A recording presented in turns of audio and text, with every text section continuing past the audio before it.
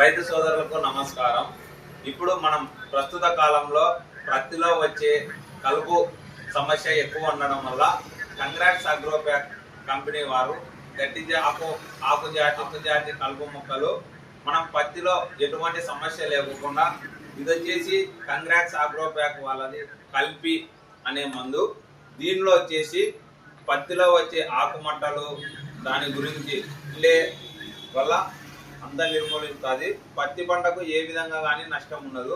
అదే విధంగా అదే కంపెనీది ఫిటో సూపర్ అనే మందు. ఇది వచ్చేసి గడ్డి జాతి మొక్కలను చంపుతుంది.